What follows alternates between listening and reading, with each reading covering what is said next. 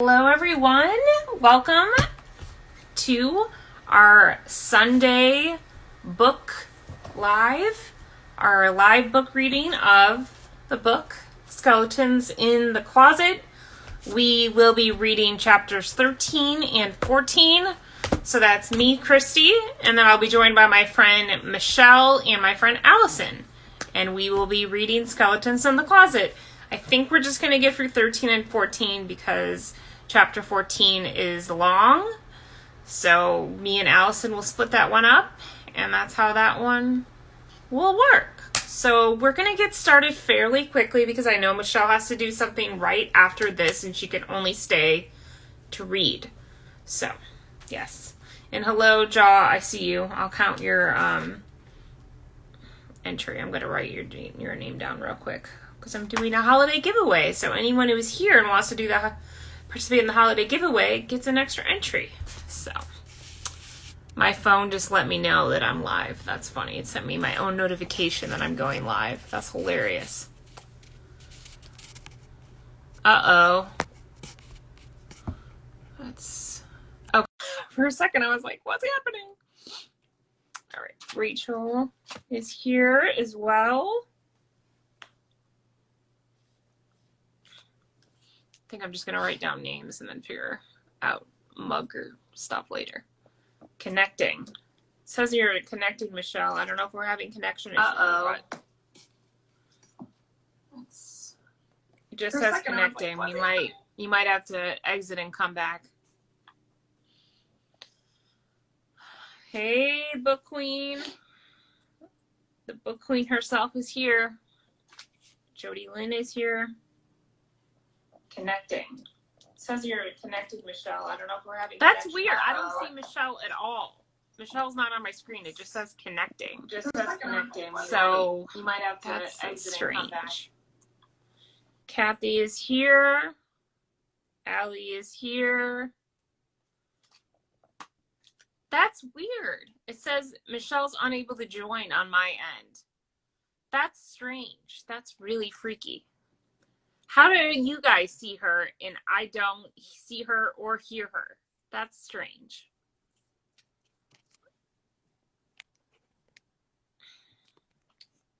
That's freaky. There we go. Hi! Oh my gosh, that was freaky. How like, what is happening? See you, but not me. Okay, there's your Mahandra water bottle. My Mahandra water bottle. Should I show mine real quick that Yeah. I'm not drinking out of? Let me go get it. Look, I'm feeling, what does that say? Feeling awesome.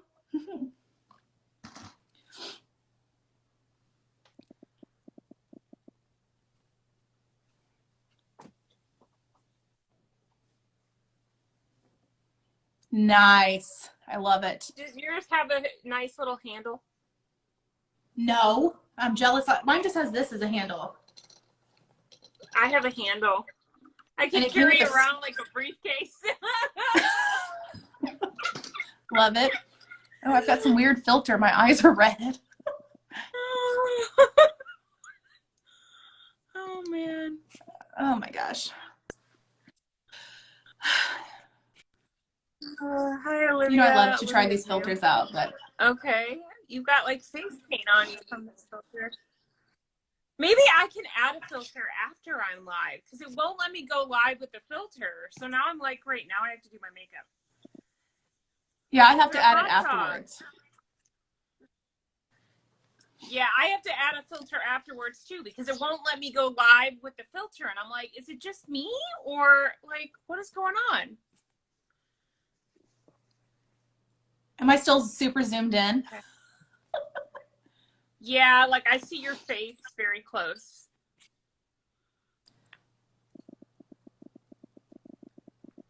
Let me just get rid of this filter. Who needs a filter? All right, that should be better. Brandy. All right, I got Brandy down for an entry.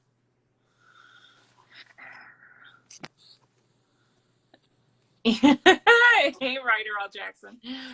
Okay. So, and hello, Jesse. So, who makes the water bottle? You know, I found my gallon water bottle on Amazon. I don't know about Michelle. Me Me too, on Amazon. There are a lot of different ones. Yes. Okay. All right. Should I start? So let's get started. Yes. Okay. Chapter 13 of Skeletons in the Closet. All right.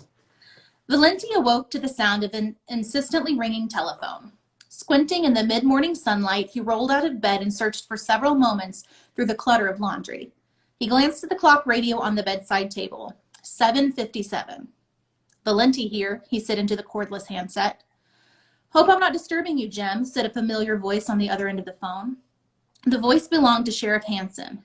Hansen's friendly tone made Valenti wonder whether the young sheriff was feeling guilty about the aspersions he cast his way at the sheriff's station the previous day.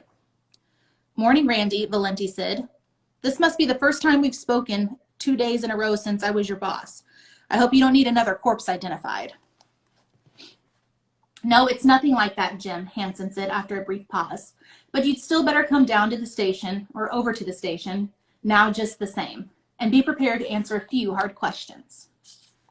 Valenti scowled. Something was wrong. What's this about, he said, though he felt sure it had to involve their conversation the previous day about Michael Guerin. Let's just say there's somebody here who expects to see you right away, Hansen said. Somebody a lot more important than me.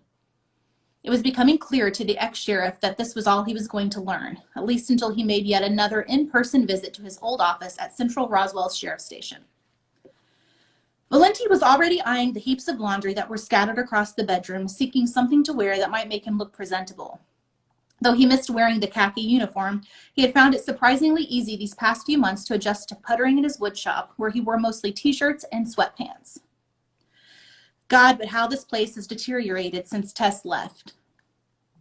Left to their own devices, Valenti and his son Kyle tended to live like a couple of undergrads in some low-rent fraternity house. I've got to get Kyle to help me clean some of this mess up.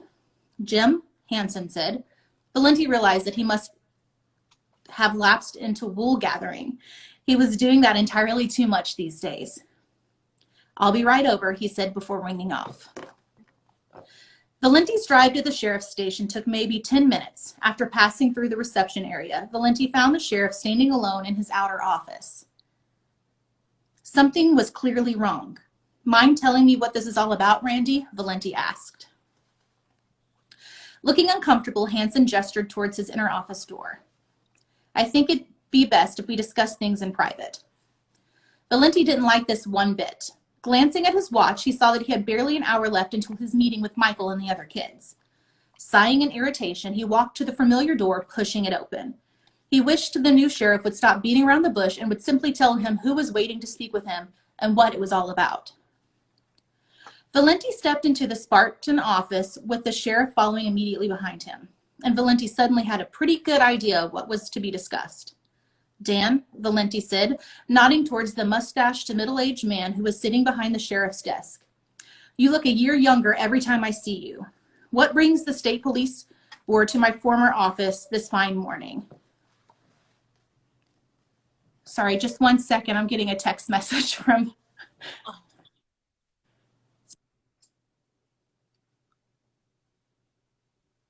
Oh. Her wheel is spinning. Probably just for a second.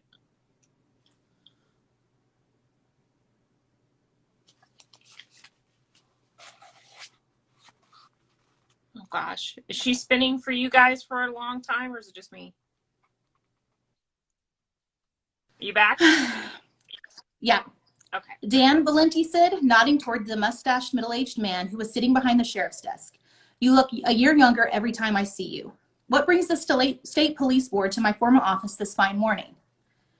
Dan Lubkin looked up from the file he had been reading. Valenti noted that his old friend's navy suit coat looked rumpled, as though he'd been up all night fretting over a case. Fretting over me, Valenti thought, seeing his own name on the manila folder in Lubkin's hands. He carefully arranged his poker face, resolving to give away nothing he didn't have to. He thought of the 3 kids who depended on him even now to keep the wolves away from their doors. Please have a seat, Jim, Lubkin said, pointing towards a chair on the other side of the desk. The man's face was a dispassionate mask. Although Valenti had considered Dan a friend for many years before the alien teens had come into his life, it was clear that Lubkin had come in an entirely professional capacity. Old loyalties weren't going to cut him much slack today. And Valenti was growing steadily more rankled by the mounting tension he sensed in both Hansen and Lubkin, as well as their lack of directness. He folded his arms and leaned against a file cabinet instead of taking the proffered chair. So tell me why you've come all the way down to Albuquerque today, Dan, Valenti said simply. Down from Albuquerque today, Dan, Valenti said simply. Lubkin scowled from behind the desk, and Hansen closed the door behind him. Sit down, Jim, the sheriff said, gesturing towards the chair. Nodding silently to his former protege, Valenti sat, glowering at Lubkin. He leaned forward over his side of the desk, planting an elbow in the wood with a solid thunk. All right, Dan, I'm here and you have my full attention and a complete file on me. Lubkin only stared at him in silence for a protracted moment. Finally, he said, it's hard to know exactly where to start, Jim. Valenti smiled. The beginning's usually a good place. All right, Lubkin said, nodding. Maybe you're right. The beginning, then. He opened the manila folder and placed it on the desk in front of Valenti. Valenti looked down and saw a glossy black and white photograph of a dead man who appeared to be approximately 60 years of age. He was shirtless, lying on a pathologist's slab, a small bullet entry wound visible on his chest. Valenti did his best to conceal the upwelling of sadness and rage that image evoked. Do you recognize the man in this photograph, Jim? Even in death, the man's face was one Valenti knew he would never forget. Everett Hubble, he said. A man obsessed with tracking down his wife's killer, and who thought his wife had died at the hands of some sort of space alien. Valenti knew that the person Hubble had sought was indeed an alien, a shape-shifting humanoid who had some truly remarkable, unearthly powers. And he was also bitterly aware that Hubble's alien hunting fixation had also helped end his father's career as Roswell's sheriff. And Hubble is also a man you shot to death, Lubkin said. That's right, you've read my report. It's all on the official record. Lubkin raised an eyebrow significantly as he reached for the photograph and returned it to the folder and dropped the whole thing on his side of the desk. Is it, Jim? Valenti tried to keep a lid on his temper, but could feel himself building toward a slow boil nevertheless. Damn it, Dan, I thought we went over this the last time you came to Roswell. Why rehash this business again now? Lubkin closed his eyes and pinched the bridge of his nose, giving the appearance of a man whose job had been making him extraordinarily tired of late. All right, Jim, Lubkin said a moment later, locking his gaze firmly with Valenti's. Hubble's death is just one piece in a larger pattern of insufficiently explained behavior on your part. Like the miraculous way you figured out precisely where the kidnapped Dupree girl was that was being held captive last year. Not to mention the fact that mysteriously irradiated human remains have turned up twice around Roswell in as many years, with you and those teenage kids just happening to be at least peripherally connected to both incidents. Yes, Valenti swallowed, but otherwise kept his face impassive. I filed full reports on each and every one of those incidents. Yes, you have, Lubkin said. I've read them all, as has your former deputy. He nodded to Hansen, who shifted from one foot to the other, obviously not enjoying the sight of his former boss being grilled. Continuing to look Valenti straight in the eye, Lubkin continued. In fact, I've read each of your reports repeatedly. Every I is dotted, every T is crossed. So why is it that after months of careful study, I'm still convinced you're holding back something significant? Valenti slowly rose to his feet and allowed a humorless smile to stretch his face taunt. You tell me, Dan, maybe you're just suspicious by nature. Or maybe you have a reason to deliberately mislead everyone, Jim. At least you're not comfortable being candid. A reason you're not comfortable being candid about. Is there a point to this inquisition? Valenti asked, willing his hands not to clench into fists. It almost worked. All right, let me come right out. Oh my gosh. All right, let me come right out with it. I was starting to think that you internal affairs types weren't capable of that. Lubkin ignored the jab. What's your relationship with those kids, Jim? And don't give me that innocent, what kids look. You know damned well who I'm talking about. Max and Isabel Evans, Michael Guerin, and the Harding girl you had living in your home for a while last year. Valenti took a deep breath before responding. I think you're overstepping your authority here, Dan. In case you haven't been keeping up with current events, I don't work as a law enforcement officer these days, so my personal life is none of your business. You know better than that, Jim, Hansen said, steel in his voice, though he looked heartsick. When the safety of the people of Roswell might be at stake, anyone's personal life is fair game. Or is Mr. Lupkin right? Are you hiding something? Valenti searched both men's face for a way out, but found none. He was going to have to tell them something. With a sigh, he plopped himself back into the chair. You know that my 17-year-old son lives with me, Valenti said. He's a sociable boy who has plenty of friends. Lubkin nodded. Yes, Kyle. He's something of an athlete, I understand. He's lettered in football, wrestling, and cross country, Valenti confirmed, nodding. I've devoted myself to raising him, and I give him every bit of encouragement and help that I can. Lubkin frowned impatiently. We all know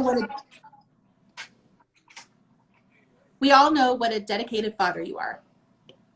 Then it might interest you to know that not all of Kyle's classmates are as fortunate as he is in that regard. Some teenagers don't have father figures they can rely on. You're talking about Michael Guerin, Hansen said. He's a good case in point, Valenti said. I can check it, but I mean, you want to Guerin, Lubkin repeated, a thoughtful expression crossing his features. I've read his file too. Now there's a kid desperately in need of a wholesome father figure if I ever saw one. My point exactly. So why does your path keep crossing with the Evans' kids as well? They're anything but homeless, antisocial street urchins.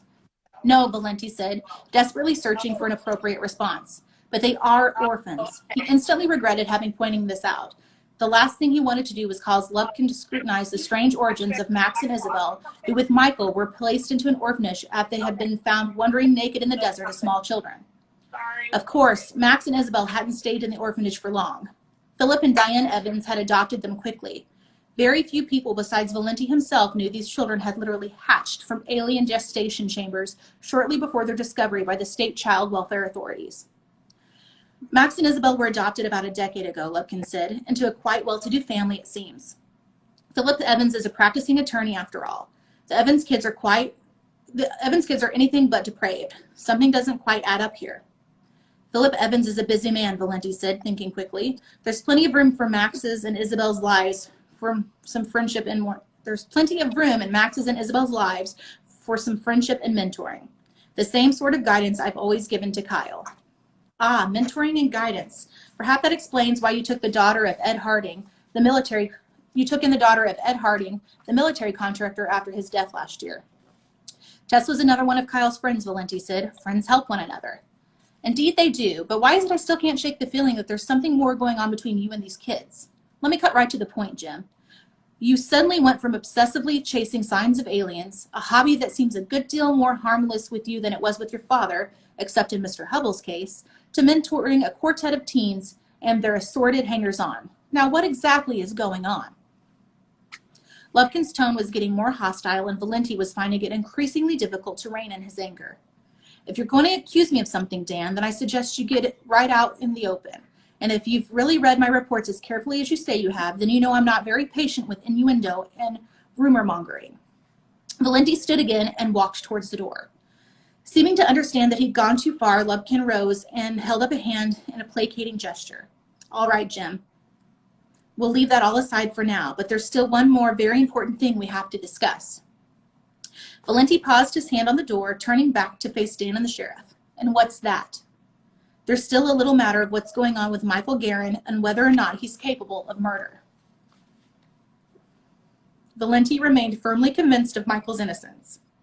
His prime suspect was still the late shape-changer Niceto, who had, like Valenti, also acted as a mentor and protector to Roswell's half-alien teens. What Valenti still couldn't do was explain any of this, not without placing Max, Isabel, and Michael in even greater danger of having their extraterrestrial origins exposed. Michael's the entire point of all this, isn't he? Said Valenti. You've been seen in his company since the remains of Mr. Guerin's foster father turned up on the outskirts of town yesterday, and you've met with the Evans kids as well. Valenti wasn't surprised to learn that he'd been spied upon. Is chatting with my son's teenage friends suddenly a crime? Hansen fidgeted, apparently also growing impatient with Lubkin's roundabout interrogation. Of course it's not, Jim. But withholding information relevant to a murder investigation is a whole different kettle of fish. So you think I know something that connects Michael to Whitmore's murder, Valenti said. Hansen nodded. It's no secret that Hank Whitmore used to beat the kid up from time to time, as well as his various wives. Valenti's response was tart. Didn't we cover this ground yesterday? I feel like I'm trapped in a CD that just keeps playing the same damned song. Of course it's no secret. That's why Michael got himself legally emancipated as soon as Whitmore staggered out of his life. But if you really had any solid evidence on Michael, you wouldn't have to release him before his hearing. That's true enough, Lupkin said, sitting on the edge of Hanson's desk. Perhaps you've laid my suspicions about Mr. Guerin to rest. Maybe he really is no killer. Of course he's no killer, Valenti said. But somebody is, Lupkin said, raising his voice slightly. Jim, you say that Mr. Guerin and these other teams look to you as a mentor and a father figure. Valenti felt he was being maneuvered by a clever lawyer. I try. You have to ask them how they view me. What are you driving at now? Just this. You knew about Whitmore's tendency towards domestic violence. In fact, you had him arrested a number of times. Once you even broke his arm while doing so. As Mr. Guerin's surrogate father and protector, you must have been tempted to intervene on the kid's behalf, maybe even with lethal force. Valenti felt as though he'd been gut punched. He'd been expecting to have to continue to vouch for Michael, but Valenti hadn't expected to stand accused of Whitmore's murder himself. You better be prepared to back that up, Dan, Valenti said, his voice low and dangerous. He could barely restrain an impulse to leap across the desk at his old friend. Lupkin, however, was merely studying him, wearing a neutral expression. He was obviously fishing for an unguarded, incriminating emotional reaction. Valenti carefully blanked his face, determined not to give him the satisfaction of seeing any of his reactions. But Lupkin had obviously sensed Valenti's outrage. Oh, there's no need to get self-righteous, Jim, the mustached man said. Remember, there are a lot of incidents from your recent past that you've never explained to my satisfaction. Official reports of no. Or no, like the harassment lawsuit of the geologist Grant Sorensen had filed against you. Then there's the Lori Dupree and Everett Hubble incidents. Also, let's not forget your confusing account of the Liz Parker shooting incident 2 years ago. And don't get me started on the little misunderstanding you caused at the UFO Center last month. Sheriff Hanson tells me that he called in sharpshooters from the state police because you led him to believe that an armed gunman had taken hostages there. Hanson coughed into his hand, looking nervous. Valenti had finally heard enough. Everything you need to know is covered in my official reports and statements, he said, pushing the door open. He stopped to glare quickly at both Lupkin and Hanson. So unless you're planning on either putting me back on the payroll or arresting me, that's where things are going to stand. Fuming, he walked quickly out of Hanson's office. He didn't bother to watch either man's reaction. All right. Thank you, Michelle. Sorry about that. Okay, I'm going to... Some weird guy was knocking at my door, so... I mean, not weird, but he, said he was, from maintenance, the maintenance crew that's 24 hours. And I'm like, well, where's your badge? And he's like, well, I don't have it. And I'm like, I'm in the middle of something. I'm not letting you in here. You say, you're from wherever. I'm not no stupid. I feel like the book scene has spilled over into your life. You're like, where's your badge? Yeah. What are you doing here? Explain to me the situation. I'm suspicious of you. I don't just believe that. Here you are walking up in your sweatpants and your black shirt, and I'm supposed to believe you're with maintenance. Okay. Show me your badge. All right, well, I'm going to pop out and let Allie in so that I can go talk to Eric. Okay, sounds good. Thank All right, you. See you later.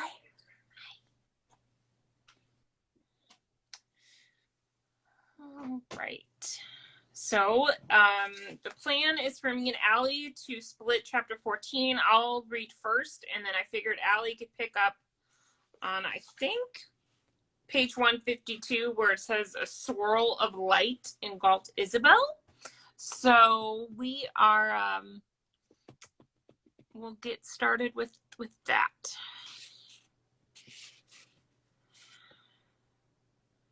Let's see, get Allison on here. Okay. Getting Allison. Hello. Hi, everybody. So, do you see on page 152 where it says a swirl of light engulfed Isabel? It's kind of towards the middle of the page. 152. There's that page break there. Yep, I see it. Mm-hmm. Okay, so you'll pick up there at a swirl of light, and I'm gonna read before that page break.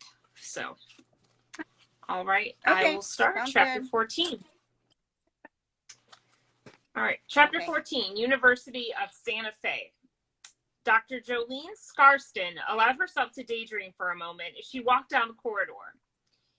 In her mind's eye, she visualized herself standing on a stage before a distinguished audience of academics. Rows and rows of her fellow scientists and researchers applauded appreciatively until the selection committee chairman signaled for silence. It was time for her to speak. Cradled in her sweaty hands was the cool metal medallion the Nobel Prize Committee had just presented to her. Bedecked in a splendid blue gown, she squared her strong shoulders. She squared her strong shoulders, held her head high, and addressed her assembled colleagues. I'd like to thank the selection committee for recognizing my humble efforts to control humanity's genetic afflictions, she said, through the study of oozing blue space goo. The ineptitude of her dream speech shocked Dr. Scarston back to reality. She rounded a corner and approached the door to our office. The imaginary Nobel medal abruptly vanished from her hands, replaced by the grim reality of a lipstick-smeared styrofoam coffee cup, whose contents was neither hot enough nor brown enough to suit her. She came to a stop in front of her office door and took a swallow. Fortunately, Scarston's office hours weren't due to begin for another hour, so she anticipated few distractions while she transcribed the previous day's research notes. Once that task was behind her, she felt she'd be able to give her graduate biochemistry students her full attention. Even after nearly 20 years as a member of the university's faculty, she still found influencing the minds and attitudes of young people to be a rewarding experience, in spite of the lousy coffee. There were times, though, not often, when she wondered whether providing guidance to these kids was satisfying, mainly because she had never had children of her own. Anticipating a stimulating afternoon's work, Jolene fumbled in her jacket pocket for the keys to her office and heard voices coming from just beyond the door. Frowning, she grasped the knob and turned it. The door wasn't locked. The hairs on her neck stood on end. Peeking around the door, Scarston heaved a sigh of relief. Seated behind the desk was Joyce Markowitz, one of her research assistants, and one of the very select handful of people she had entrusted with the keys to her office. In front of the desk stood a trio of teenagers, 2 boys and a girl, their backs to her. Evidently deep in conversation with her 3 visitors, Joyce took a moment to look up and acknowledge Scarston's entry. Smiling, the assistant said, "Oh, Dr. Scarston, let me introduce you to some youngsters who are very curious about biochemistry. They've come all the way from Roswell to ask you a few scientific questions." Scarston smiled and took another sip of her coffee. "Roswell? My, to come this far, you 3 must be prospective undergrads. Hello, I'm Jolene Scarston." As she began to speak, the teens turned away from Joyce and faced Scarston. The nearest of the 3, a strapping lad with tousled brown hair, smiled and extended a hand, which she shook. "Glad to meet you, Dr. Scarston. My name's Kyle Valenti." Out of very long habit, she ran a space through her mental inventory of people she had met throughout her life. She quickly concluded that she had never seen him before. "Good to meet you, Kyle," she said, returning his smile. Nodding towards his companions, Kyle said, "And these are my friends, Max and Isabel Evans." Scarston turned her gaze to the other 2 teens, a dark-haired, brooding boy, perhaps 17, and an attractive, statuesque blonde girl of approximately the same age. Again, she instinctively compared their faces to those stored in her decades-long archives of memories, and found them. "My God," Scarston said, her mouth falling open. She had seen these two teens before, many decades ago, and under very different circumstances. "It's not possible," she thought. "There's just no way this can be possible." But she couldn't doubt the evidence of her own eyes. Daryl and Christine were standing before her, every bit of real and as solid as they had been the last time she'd seen them. Not only had they not aged, they actually appeared to be a bit younger than they had when she first met them, more than half a century past. Out of the corner of her eye, Scarston noted that Joyce had come up beside her, a look of concern etched across her sun-cured features. "Dr. Scarston, are you all right?" The universe seemed to collapse around Scarston until it held nothing at all except for the intense stare of the brooding boy, the haunting eyes of the tall blonde girl, and Scarston's own dreamlike recollections of that fateful day so many years ago. "You can't be," Scarston said, her voice an almost inarticulate shriek. The coffee cup slipped from her fingers, spilling its contents onto the carpet. She ran from the office as though the devil himself were chasing her. During his few moments of eye contact with Dr. Scarston, Max felt a surge of recognition, a weird feeling of familiarity that seemed to burrow down to the core of his being. It went beyond the fact that she looked like Tess, grown older. Then she was gone, running down the hallway. Max had never seen anyone become so frightened so quickly. Perhaps she too had experienced that flash of recognition. So why is she so terrified? I'm really sorry about this, the research assistant said, her face a roadmap of surprise. Jolene Scarson's panicked footfalls were still echoing down the hallway she ran from the office. Max restrained an impulse to chase her, since that would seem suspicious. Maybe they could catch up to her later. Listen, the assistant was saying, speaking to all three of them at once. I really should go after her and see if she's okay. Maybe we can schedule an appointment for you to see her some other time. It was clear to Max that they had no choice but to follow the assistant as she shepherded them out into the hallway. He watched dispiritedly as the tan young woman took a key out of her pocket and locked the door behind them. I've got to get in there alone. Maybe Dr. Scarston has some files that might help us find our genetic templates. The fact that Scarson had seemed to recognize both him and Isabel made him hope that she had some first-hand knowledge of the original humans whose DNA had been used to create them. Max turned towards Isabel. Why don't you and Kyle help Joyce look for Dr. Scarston? Isabel nodded while Kyle scowled. Max noted that Kyle never seemed pleased by abrupt changes to the existing plan.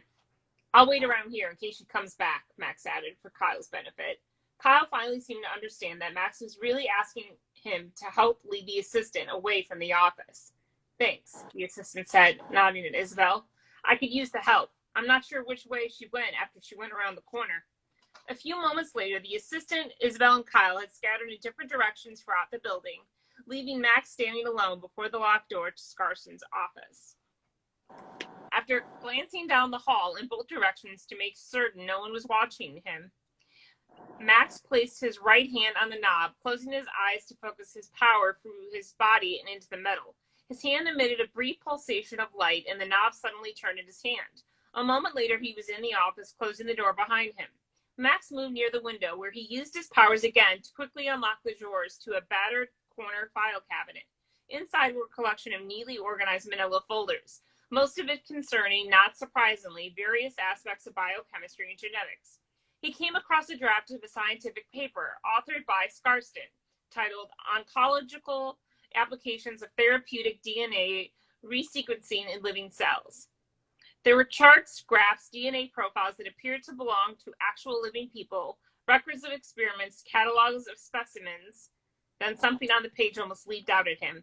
It was a photograph of a beaker filled with a gelatinous blue substance, along with some descriptive text. He quickly scanned a few paragraphs, confirming his initial impression.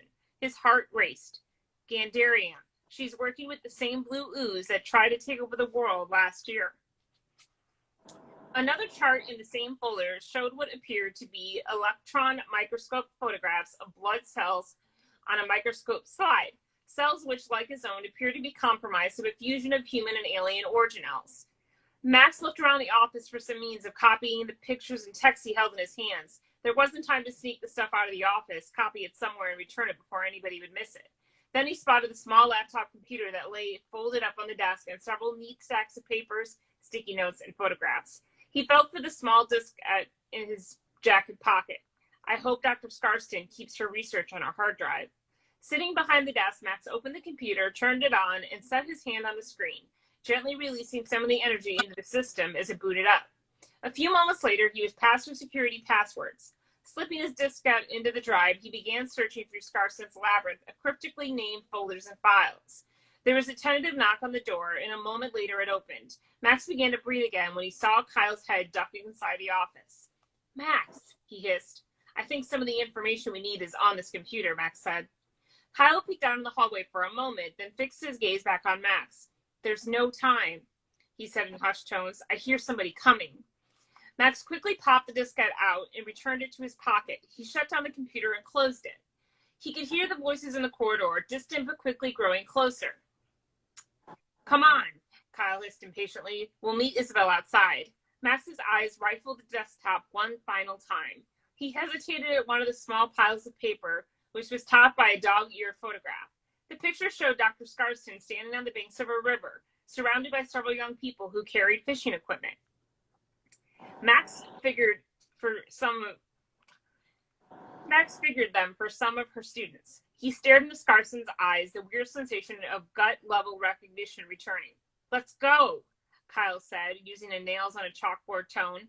On impulse, Max snatched up the photograph and quickly followed Kyle out of the office. "Where are we off to next?" Kyle said. He sat in the Chevy's back seat, a breeze gently brushing through his hair, as Max pulled the car out of the university's main parking lot. "Isn't it obvious?" Isabel said from the passenger seat. "Scarson's house. Since her assistant never located her, that's where we got our best chance to find her." "Oh," Kyle said. "Was her home address written down somewhere in her office?" "Apparently not," Max said. So you got it off the internet," Kyle said. "Nope. Then you must have used your alien powers to track it down." "Not this time." Kyle frowned. "So you're just going to drive around and use the Force until you find her place? Good plan. Very zen. Why didn't I think of that?" Isabel reached into her purse and dug out a torn and folded page of densely printed newspaper. "I used the Santa Fe Light pages. It's the next best thing to being there. Dr. Scarson's place isn't far from here."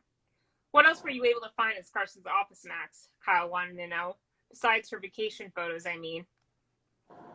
"I didn't have enough time to make copies of any of it," Max said as he turned onto a major thoroughfare.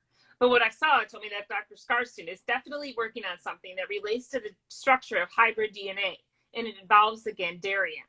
"Gandarium, yeah," Isabel said. "Oh, Gandarium, yuck," Isabel said, her nose wrinkling in distaste. Max supposed she was remembering how Grant Sorson had kidnapped her while under the influence of the world-conquering blue viral ooze. "I second that yuck," Kyle said, mirroring Isabel's expression. "I was buried alive because of that stuff." Max noted that Kyle had seemed none too thankful for being rescued in the nick of time that day. Of course, he knew that Kyle tended to blame him and his half-alien friends for virtually every weird incident that ever occurred in Roswell. "You're welcome," Max thought, glancing at Kyle in the rearview mirror. "Could she be working for the Skins?" Isabel said. Max had already considered the possibility that Scarson was in league with the hide-shedding extraterrestrials that they had tangled with last year, but something made him want to dismiss that notion out of hand. Perhaps it was the same impulse that convinced him that he was somehow personally connected to Jolene Scarston. "I don't think so," Max said simply. Kyle leaned forward, the wind whipping through his hair. "It doesn't have to be the Skin she's helping, you know. You Pod Squad types have no shortage of other enemies. And a lot of those come from your own homeworld. How do we know there aren't multiple alien races after you?" "Don't remind me," Isabel said. Max thought that Kyle had made a good point. Jolene Scarston definitely appeared to be the genetic template whose DNA had been used to create Tess. Even Kyle had commented on the resemblance, and Max still wondered if, like Tess, who had fled Earth with Max's unborn child, Scarston might also be planning to direct some act of treachery against the Royal Four. Make that Royal Three, he thought, thanks to Tess. Max already research. Now he had to understand her real intentions. Following Isabel's directions, Max pulled into a parking lot that faced a large stucco-covered apartment complex that resembled an ancient Anazani pueblo. He stopped the car in an empty parking space in the lot's far corner, right beneath an air conditioner jutting from a second-floor window. Isabel and Kyle started to get out, but Max stopped them. Reaching into the glove box, Max pulled out the photo of Scarston and her students that he had taken from the scientist's office. He handed the picture to Isabel. "We have to know what her plans are, Isabel. Preferably before we have another face-to-face encounter with her. Can you dreamwalk Scarson's photo? Sometimes you've been able to dreamwalk people who were awake. Do you think you can start it? Do you think you can do it again now?" Isabel stared at the image in her hand for a moment, then nodded. "I can give it a try." She closed her eyes and began focusing on her own unique power. Okay. I see a couple of my friends are in here, like, confused at what's happening. But hello. All right. A swirl of light engulfed Isabel, then was gone as quickly as it had come. She was no longer sitting in Max's Chevy. Opening her eyes, Isabel found herself standing in a hallway that vaguely resembled the corridors to stretch out into infinity in both directions. Along both sides of the hallway was a seemingly endless series of closed doors, each presumably leading to a specific memory of the person whose mind she was visiting. In between the doors, the walls were covered with framed images, paintings, and photographs. The images were coming in and out of focus, as though viewed through the lens of some mad photographer. Some of the likenesses were rendered with only a few, but them had yet to finish them.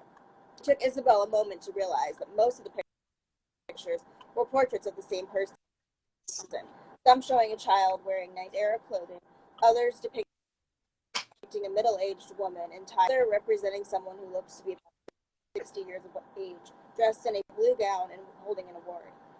Interspersed between these portraits were occasional pictures of Max, Michael, and even Isabel herself, though older, and their clothing seemed utterly wrong.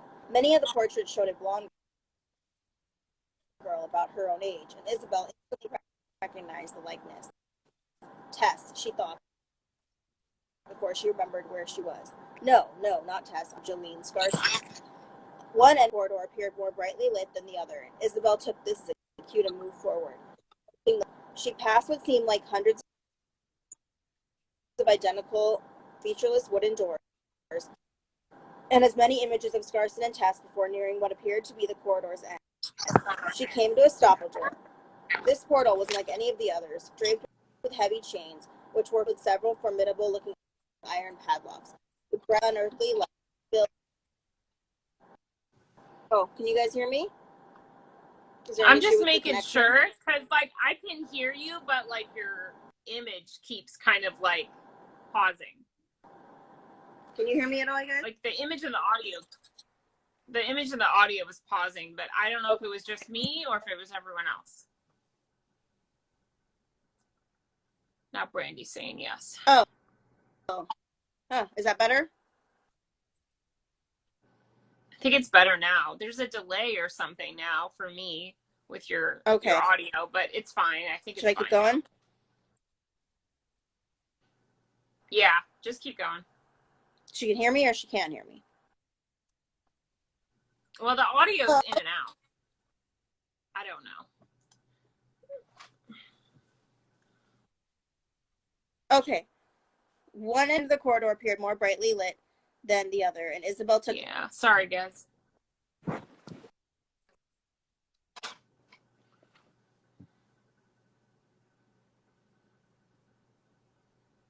think she's moving it.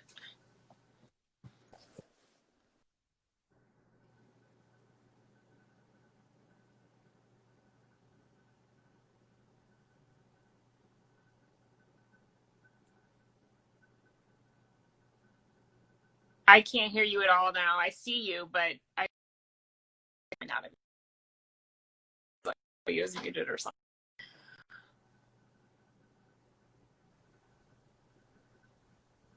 Now I can't hear you. I can't hear you.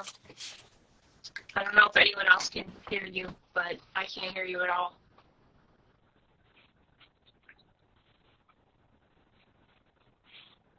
Yeah, no audio. Okay.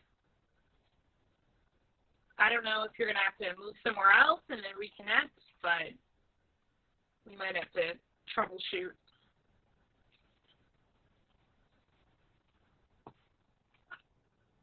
Maybe you could exit and then come back. Just exit and come back.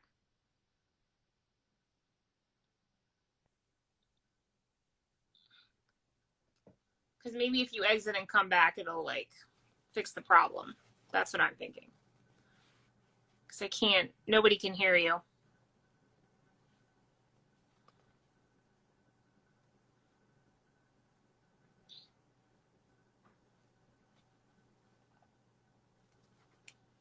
Nobody can hear you.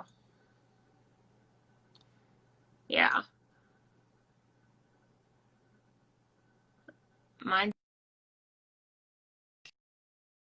I don't know. Everybody, you're just Kathy.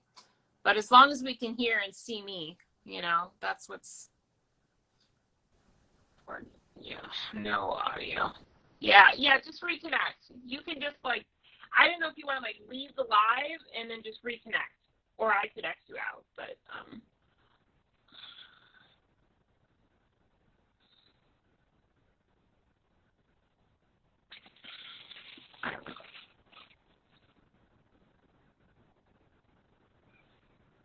don't think it's just, is it? I think it's just Allison's. It's just Allison's audio. It doesn't have anything to do with me.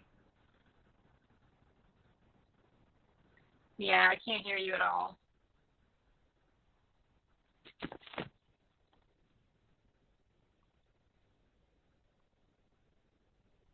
Okay, now she left it. Okay. Now she left. She's come back.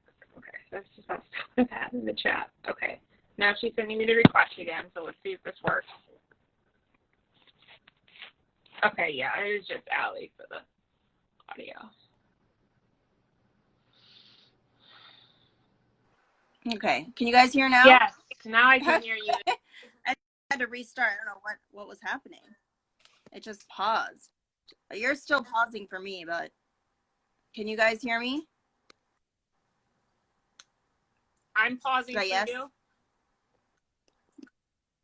Yeah, a little bit, but now it's starting to come back. Just want to make sure before I start reading again. Maybe there's just like a delay in it, Yeah. you know. Is that better now? Yes. All right, let me start from where I was. I think I was one. Yeah, okay. I think you were at the top of 153. Yeah. Yeah. Okay. One end of the corridor appeared more brightly lit than the other. Isabel took this as a cue to move forward, approaching the light. She passed with like hundreds of identical featureless wooden doors and as many images of Scarston and Tess before nearing what appeared to be the corridor's end. She came to a stop at the final door. This portal was unlike any of the others, draped with heavy chains, which were fastened with several formidable-looking iron padlocks. A bright, unearthly light spilled from beneath the door, forming a pool of cool, golden radiance at her feet. Scarston obviously doesn't want anyone poking around in here. Taking a deep breath, Isabel carefully placed both hands on the cluster of chains and locks that barred her way. She concentrated, willing unfathomable energies up from the core of her being. The chains quickly grew warm against her skin, then appeared to melt into the air like so much smoke. Isabel pushed gently against the door, which slowly opened before her, allowing more of the brilliance within to flood into the corridor. Putting aside her growing feeling of trepidation, Isabel stepped inside, raising her hands to shield her eyes from the glare. As her eyes adjusted to the light, a weird tableau began to unfold before her. She was standing in the center of a wide vaulted chamber, whose walls were constructed of a gleaming metallic material that obviously had come from no place on earth. A short distance away was a squat table where Michael Guerin lay in restraints as a pair of short, gray-skinned, black-eyed alien creatures poked and prodded him with various arcane metal instruments. The creatures gave off a peculiar, sour, sweet odor that Isabel found not entirely unpleasant. Suddenly straining against the straps that held him, Michael screamed in pain and fury, a sound that chilled her to the bone. No, it isn't Michael, she realized with a start. The agonized man before her appeared to be at least 10 years older than Michael, and his clothing and hairstyle were each a good half-century out of date. She recalled the photograph of Charles Dupree she had seen at Michael's apartment, Michael's genetic template. Isabel turned and saw a few more aliens enter the chamber through portals set into the gleaming walls. A little girl in a flouncy yellow dress was with the creatures, and they gently coaxed her toward a second table. Isabel recognized the girl immediately from several of the hallway portraits, as well as from snatches of her own earliest memories of Tess. Young Jolene Scarston. She can't be much older than 4. Any residual doubt Isabel might have harbored that Scarston had served as Tess's genetic template evaporated at that moment. Little Jolene laughed as the alien creatures shepherded her onto the table. The girl was giggling, as though the aliens were merely playing some sort of game with her. Then she looked toward the table upon which Dupree lay, and her laughter abruptly ceased. Dupree cried out semi-coherently to the girl, obviously struggling to warn her to flee. But it was far too late for that. The aliens grabbed the girl, ignoring her screams and flailing limbs as they strapped her down to the table. Isabel's stomach roiled as she witnessed the little girl's escalating terror. She turned away, unable to watch anymore. Then Isabel saw several things that she hadn't noticed earlier. In a far corner of the chamber, mounted on the wall at about eye level, were a quartet of ovoid, organic-looking containers. She recognized them immediately as duplicates of the birthing pods from which she, Max, and Michael, and later Tess, had emerged more than a decade earlier in that remote cavern in the New Mexico desert. And nearby was a sight that was even harder to explain. It was a third table, on which lay 2 people, a young man and a young woman, both apparently unconscious. Though their faces were obscured by the forest of alien equipment that surrounded them, Isabel saw that the man wore a rumpled black tuxedo while the woman was dressed in a tattered wedding dress. As she watched, their wide table swiveled and automatic mechanisms disengaged the elaborate network of restraining straps and metal probes that had kept them pinned to the table. A bright light from overhead seized the wedding couple with a tangible solidity, like a giant hand plucking a grape from a vine. Within the shaft of light, small globules of blue, gelatinous material began spinning about the bodies of the captives, spattering on their skin and clothing. The newlyweds floated in the air before Isabel's horrified eyes, apparently waking up as spasms of intense pain racked their bodies and contorted their faces. Then Isabel noticed something on the floor near her feet. A wallet and a purse, discarded, their contents scattered about the floor. She knelt and found a driver's license that bore the likeness of a very familiar face, as well as a name she had heard before, Daryl Morton. Isabel stepped forward to get a better look at the pain-distorted faces of the two people floating in the beam. There was no mistake. It's Max's face, and mine. She studied the two floating figures and considered the tuxedo and the wedding gown. Revulsion surged within her. No, it can't be. They were married, or about to get married. Isabel wondered if she was witnessing the procedure that the aliens had used to hybridize their unearthly genetic material with that of their human captives. Would Charles Dupree and little Jolene soon endure the same thing? She hated to think that her own origin might have inflicted such agony on anyone. Tears flooded her eyes. Having seen enough, more than enough, Isabel turned toward the door, moving quickly back in the direction from which she had come. She noted with some relief that the portal hadn't vanished. It was still open, just as she had left it. But before she reached the threshold, the light of a tremendous explosion suffused the room. In eerie silence, a great gray mushroom cloud appeared in the outer corridor, rising to the heavens like an unstoppable force of nature. A moment later, the shock waves struck her, knocking her backward. It seized her by the shoulders, shook her, and threw her like a rag doll. Until Isabel, she came back to the real world with a start, realizing that someone was holding her shoulders and shaking her. Isabel! It was Max's voice, sounding as scared as she had ever heard him. How long had he been calling her name, trying to rouse her?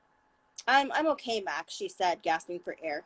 She realized she was shivering, and most definitely not okay, and that she was still in the Chevy, though she was smashed up against the door as if recoiling from something horrible. She noticed that Kyle was still sitting in the back of the car, leaning forward and watching her anxiously. Looking down, she saw the fishing photo of Jolene Scarson that still lay in her lap. Bits and pieces of her dream walk came flooding back to her. Jolene Scarson is definitely Tess's DNA donor, she said, catching her breath. There's no doubt about that. I saw her memories of her abduction. My God, she was only a little girl. Isabel forced herself to rein in her emotions, to keep the horror of what she'd seen from overwhelming her. What else did you see? Max asked. Her breathing growing steadily more normal, Isabel said, I saw our genetic templates there as well, Max. Yours and mine. Charles Dupree, too. I think their DNA was being extracted to create the four of us. And the aliens were exposing their captives to the Gandarium.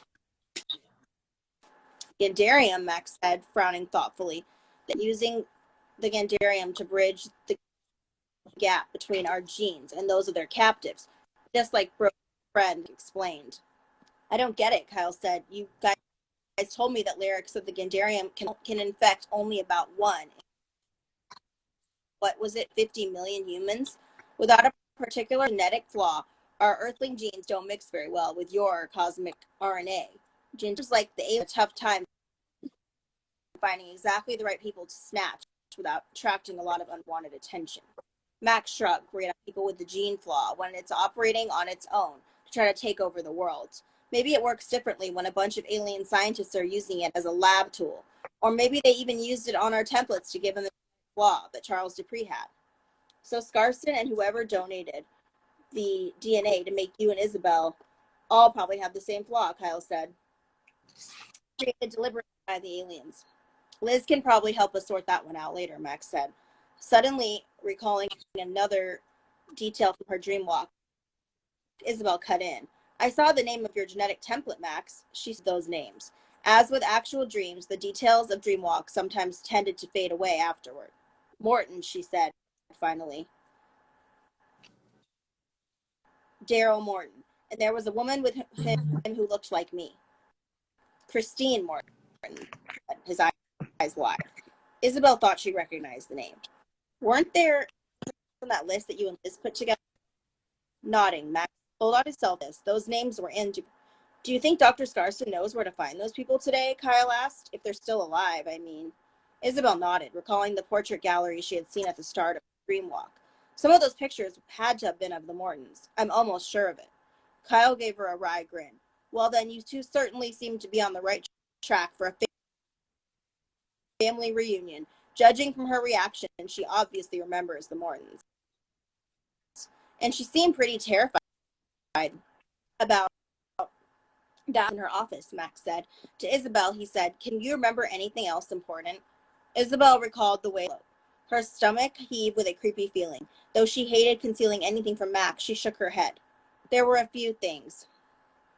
There were a few images, few weird images, she said, but I think those are mostly weird subconscious things, or maybe dream symbols. I'm pretty good with dream interpretation, Kyle said, an eager look on his face. Putting aside the implications of the Mortons' wedding as time, Isabel wrestled with yet another troubling dreamwalk image. All right, Dr. Freud, she said to Kyle as Max began dialing her. What do you suppose a gigantic nuclear bomb blast symbolizes? That's it. Good. We made it before the countdown because I think it's gonna good. I'm sorry for the connection issue. I don't know what happened. Yeah, I guess next time you read, just try to make sure that maybe you troubleshoot it or something beforehand. Yeah, or I go to a different room. Yeah, or a different room that you know has a really good Wi-Fi connection. So, yep. All right. Well, I have everyone who is in the holiday giveaway. I have their names written down on my list, so don't worry about that. Allison's spinning wheel for me, but for a second there, I think she's coming back. Anyway, so we're gonna start a new live. Yeah, I think my room tends to have some sort of Wi-Fi issue. Oh, there it goes again. But I was telling everyone, we're going to start a new live because this one's probably going to cut me off in the next couple minutes. So we'll just start a brand new one. You guys hear me? Recap or it froze again. Jess. Okay. Thanks, Christy. So, yep. Thank you, Allie. And we'll see everyone in a couple minutes for the second part of this reading, which is the recap with Jess. So join me on IG Live again in about 2 minutes.